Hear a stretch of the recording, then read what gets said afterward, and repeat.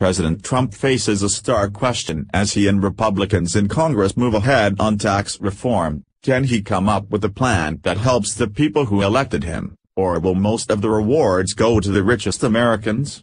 The president ran for the White House as the voice of working and middle-class Americans. His populism, stoked by close aides like erstwhile chief strategist Stephen Bannon, helped carry him to victory last November in struggling states across the Rust Belt. But now the rubber is hitting the road for Trump on the economy. Advertisement: Congress passed the budget on Thursday, clearing the way for a full tax reform plan to be released next week.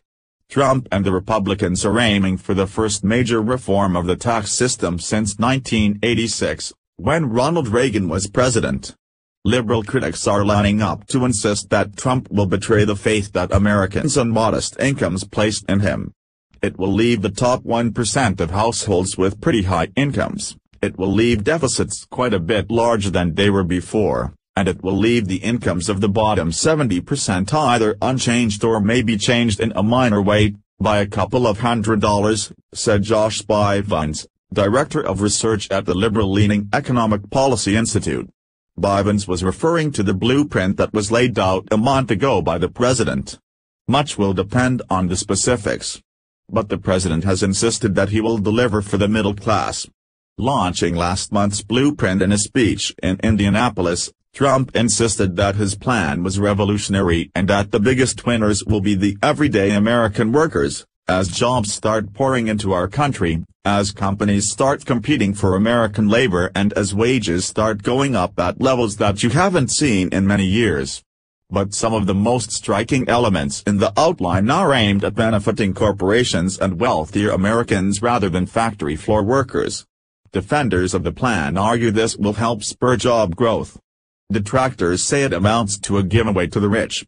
The outline calls for a reduction of the corporate tax rate to 20% from its current rate of 35%. It also proposes a rate of 25% on so-called pass-through businesses, often small businesses or sole proprietorships, which are at present taxed at the same rate as their owners.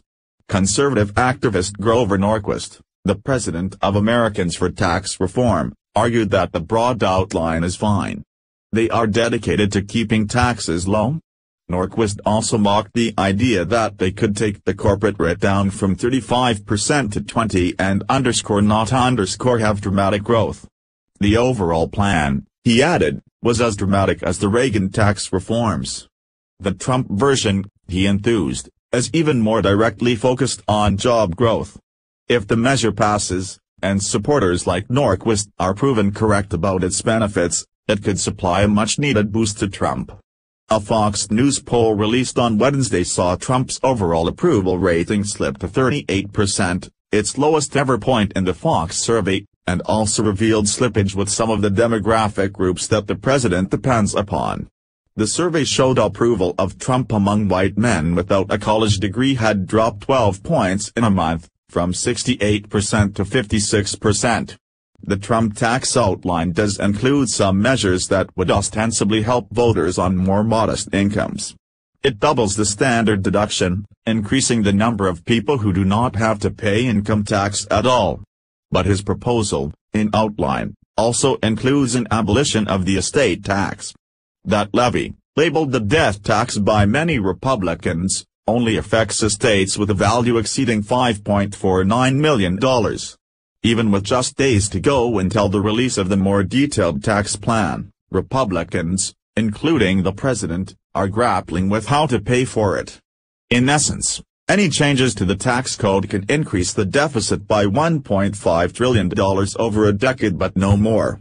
At present, the cuts are projected to cost much more than that, though how much is disputed. A rough analysis from the Committee for a Responsible Federal Budget put the tag at $5.5 trillion. Whether the GOP can close that gap at all is a huge question.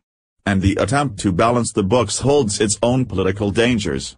One suggestion is to cap the amount of money workers can put into 401k plans, which let employees invest pre-tax income. But at the start of this week, Trump seemed to close the door on that option, tweeting there will be no change to your 401k. This has always been a great and popular middle-class tax break that works, and it stays. Another suggestion is to do away with the federal deduction for state and local taxes, SALT. But Republican lawmakers from higher tax states such as New York are resistant to that idea. 11 GOP House members from New York and New Jersey voted against the budget on Thursday, largely because of objections on this point. Other options, such as a smaller corporate tax cut or a reversal on the estate tax, would likely run afoul on many Republicans, and could meet with resistance from the president himself. For now, Trump remains bullish. "This will be the biggest tax cut in the history of our country, and we need it," he tweeted on Wednesday evening. But he, and his party, will have to navigate some very dangerous political currents if they are to finally notch a success. The Memo is a reported column by Neil Stanage, primarily focused on Donald Trump's presidency.